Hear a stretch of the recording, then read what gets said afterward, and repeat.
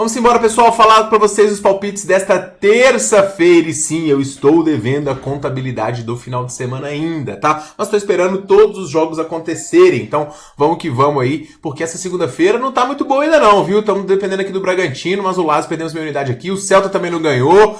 Então, vamos ver se as coisas melhoram. Lá no grupo a gente conseguiu pegar alguns greens aí com finalização da Lazio, mas nada demais também. Vamos ver se o Pedro Raul dá uma salvada aí nesse jogo do Bragantino. É a nossa esperança para hoje. E nesta terça-feira, meus amigos, a gente tem a volta da nossa queridíssima Premier League, onde eu tenho um desempenho geralmente bem legal, e também o início da Libertadores. Vamos com um pezinho no chão, competição nova, muitos times novos aí. Então selecionei aqui 4 partidas para os jogos desta terça-feira e minhas dicas todas vão rolar aí depois da vinheta.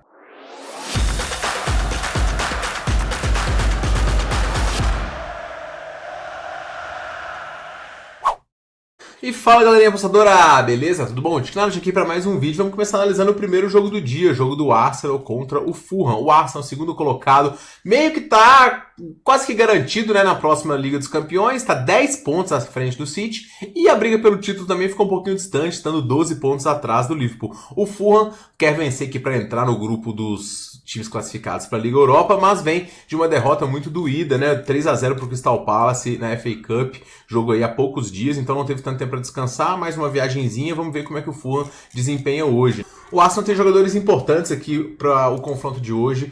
Martinelli voltando aqui, Declan Rice também, mas o time segue sem poder contar tanto com o Kai Havertz e também com o Gabriel Jesus. E o Tomiyasu também é baixa, além do Saka, que está se recuperando. Quando ele voltar, o Arsenal vai ficar muito mais competitivo. O Fulham, por sua vez, tem alternado aqui em termos de resultados, vitórias, empates, derrotas. Uma derrota bem doída, como eu falei, para o Crystal Palace. Raul Jimenez deve assumir a titularidade lá na frente, já que o Rodrigo Muniz não produziu bem. O Fulham é um time que joga bem fora dos seus domínios também, porque ele consegue se defender e também agredir os adversários. Não à toa o desempenho dele no geral é melhor fora de casa do que o desempenho num todo, né? Inclusive ele só tem 2 derrotas nos últimos 10 jogos. O Arsenal também tá tendo um desempenho interessante dentro de casa, quase que invicto, mas tropeçando em muitos jogos e olha só, sofrendo gols em praticamente todas as partidas. Só não sofreu gols pro Dinamo de Zagreb. Então assim, o Arsenal, como eu falei, ele tá com a situação dele um pouco ajeitada nesta competição.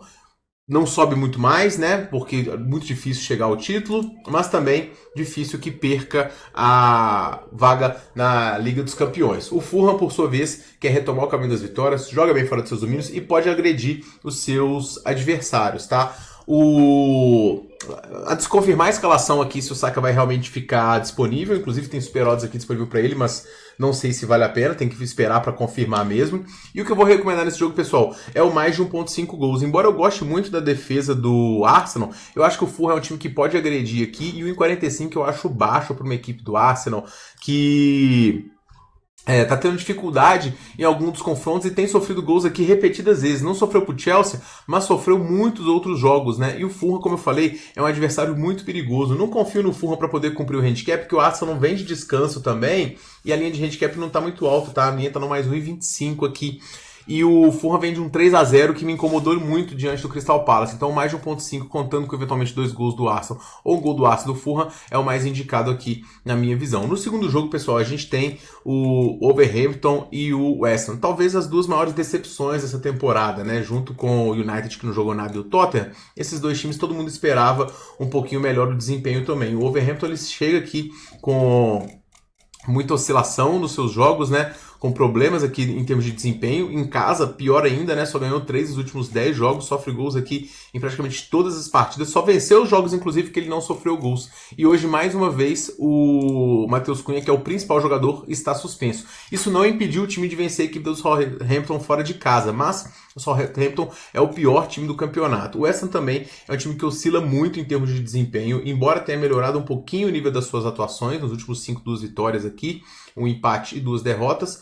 O West Ham, ele é um time que defensivamente também tem alguns problemas, né? Mas é um time que tem a volta de jogadores importantes e que está muito mais competitivo nas partidas aqui recentes, né? Não à toa, o Ambissaca na direita, Paquetá, o Ward-Prowse, Salsic, Emerson e à frente com o Boa e o Kudus. Füllkrug segue como baixa, assim como o Antônio. Eu acho esse confronto aqui, pessoal, um confronto muito disputado, tá? E acho que o favoritismo do Wolverhampton ele não se justifica. O Wolverhampton tem um desempenho até ok, eu acho que ele não vai cair, como eu falei, mas sem o Matheus Cunha ele cai demais e ele perde muito no lado ofensivo. E eu acho que o West Ham vai ficar cada vez mais competitivo nessa competição. Então eu vou recomendar aqui nesse jogo, pessoal, o dupla chance do West Ham contra a equipe do Wolverhampton. No terceiro jogo a gente tem o Nottingham recebendo o United, o Nottingham que conseguiu avançar aqui diante da equipe do Brighton, com uma boa atuação, a gente estava no handicap mais um aqui, e o Nottingham, cara, um dos times mais difíceis de ser batido em toda a Premier League. Em casa, então, desempenho absoluto, né? São 10 jogos de vencibilidade em casa, inclusive com jogos diante de City, de Aston Villa, de Tottenham, de Arsenal, e um 7-0 aqui diante do Brighton. E o United, por sua vez, está numa sequência positiva, de certa forma, fora dos seus domínios, porque só perdeu um jogo aqui dos últimos 8,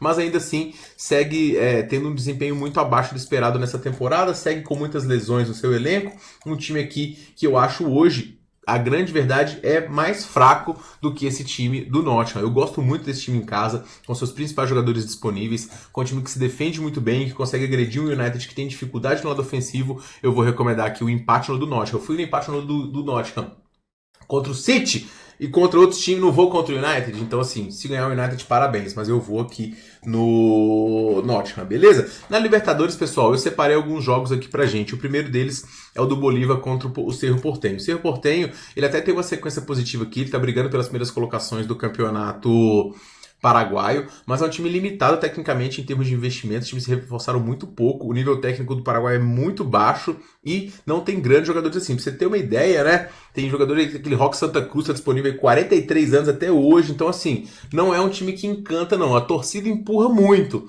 mas o Bolívar é um adversário perigoso na minha visão. O Grupo City veio, aportou no time, tem o Vaca, que é um ótimo jogador, o time está conseguindo jogar tanto bem quanto fora de casa, se classificou direto para essa competição, atual campeão, e eu acho que ele consegue incomodar aqui o Cerro Porteño. Apostar em boliviano fora de casa é complicado, mas na Libertadores do ano passado, o Bolívar já foi o adversário mais perigoso. Eu vou até filtrar aqui para a gente ver o desempenho da Libertadores do ano passado. A gente teve aqui o Bolívar na temporada passada, ele empatando com o Milionários fora, ele conseguindo ganhar do Palestino fora de casa, ele também perdeu pro Flamengo, ok, o Flamengo é muito forte, e as duas vezes, né, foi as derrotas dele, na verdade, pro Flamengo. Então, assim, é um time que consegue se segurar contra adversários de time mais limitado. E eu acho que o Cerro hoje é um desses times, tá? Dificilmente vence adversário por mais de 2 gols, venceu aqui 2 times da Venezuela. Então, eu acho que o mais 1,5 do Bolívar pode perder por até 1 gol, eu acho uma boa pedida aqui, e eu vou nessa dica, tá? Fortaleza e Racing, pessoal, o jogo aqui tende a ser muito interessante, né? O Fortaleza conseguiu uma boa vitória no confronto de ida,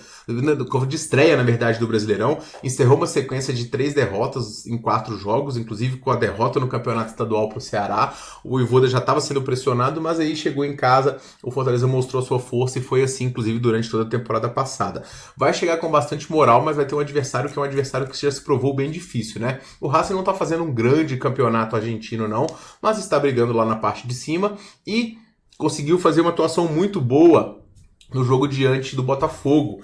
E foi, inclusive, superior tanto no confronto de ida quanto no confronto de volta. É um time que marca muito forte, que tem saídas, a gente viu, inclusive fez muito mais escanteios do que o Botafogo, e é um time que cresce quando vai jogar esse tipo de competição, marca muito forte. Então, assim, acho que vai ser um jogo de poucas oportunidades. É um grupo difícil, esse grupo que os dois times estão aqui na Libertadores, e é um grupo de poucas margens. E tem Colo-Colo também, que é um bom adversário. Esse Bucaramanga eu particularmente não conheço, mas time colombiano também costuma ter um bom futebol. Então, assim, é um confronto muito apertado. Eu acredito que o Racing vai vir para poder tentar ou eventualmente buscar um gol e se fechar, ou eventualmente buscar um empate aqui para poder decidir os jogos em casa. Eu acho que essa é a estratégia. O Fortaleza é um time que muitas vezes tem um pouco de dificuldade quando tem que pressionar muito os jogos também, e que tem uma boa defesa também. Então, menos de 2,5 gols aqui para mim é o mais indicado, com esse menos de 2,5 englobando a maioria dos placares, que são 1-0 para um dos lados, 1-1, 0-0 eventualmente tem também. Eu acho que a gente perde num 2-1, mas assim, se um gol sair muito cedo, porque se ele sair tardio também, eu acho que quem fizer vai sentar muito em cima de vantagem, catimba tanto dos brasileiros quanto dos argentinos. Então eu acho que o menos de 2,5 nessa estreia é interessante. Esse jogo aqui do Barcelona de Guayaquil Independente, a primeira coisa que eu quero falar com vocês é: entre no meu grupo do Telegram, porque tem uma dica especial para esse confronto lá, tá? rivalidade de dois times equatorianos. O Barcelona vem num momento muito melhor, tem um time que eu acho mais interessante, conseguiu jogar muito bem diante do Corinthians, tem aquele técnico que joga com grau, um time que troca muito bem passes e que vai enfrentar o Del Valle, que também é muito tradicional, mas que não se reforçou tanto. Então o Barcelona em casa aqui, eu gosto das chances, mas o clássico equilibra bastante as coisas, tá? Eu vou recomendar nesse jogo aqui o empate anula para a equipe do Barcelona e vamos lá no meu Telegram, que tem dica lá com Big Odd para este confronto também. Para poder finalizar, pessoal, a gente tem aqui o Alianza Lima Libertad, 11 da noite, né? Vamos dormir tarde aqui. Mas o Alianza Lima é um time muito digno que eu vi nessa competição, nas suas partidas, tá? Ele fez um bom jogo, uma eliminatória diante do Boca Juniors, ele venceu na ida, depois ele venceu mais um adversário que foi o, se eu não me engano, foi o Iquique. E ele conseguiu vencer fora e administrou em casa. E é um time que, embora seja do futebol peruano, que não é um futebol tradicional muito forte, tem um bom elenco, bons jogadores e um bom treinador.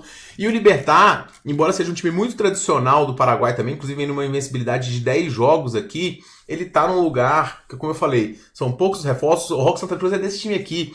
Então, assim, é um time que mescla jogadores muito veteranos, o investimento é pouco e a qualidade do time não é muito grande. Então, assim, o Alianza Lima conseguiu bater adversários muito mais fortes em casa, o time já tá rodando na competição, o time do Libertad não tem muito investimento, eu acho que os paraguaios vão mal nessa competição, então, na minha leitura, o Alianza Lima é mais forte e estão possibilitando aqui o empate no também, que deixa a gente protegido em caso de empate, e essa é a minha última dica para este confronto, tá? Eu sei também que tem vários jogos de Sul-Americana, que tem outros jogos de Libertadores aqui, inclusive, mas esses aqui a gente tem que ver meio que no dia do jogo quem vai ser, porque tem brasileiro para poder atuar, mas a gente não sabe nem a escalação, as formações, então assim... as dicas desses jogos da Sul-Americana especificamente, eu vou deixar lá pro meu canal, porque aí é oportunidade. Finalização do Once Caldas aqui eu acho interessante, devo mandar lá no meu canal. Tem que ver também como é que vai o Cruzeiro aqui, porque pode ser que seja interessante. Então, esses jogos aqui especificamente, vai estar tudo lá no meu Telegram, link no primeiro comentário fixado, e é gratuito para você poder participar. Lembrando que lá também a gente tem as melhores super cotações, beleza? Então a gente se vê aí no próximo vídeo. Pessoal, um forte abraço para todo mundo e boas apostas.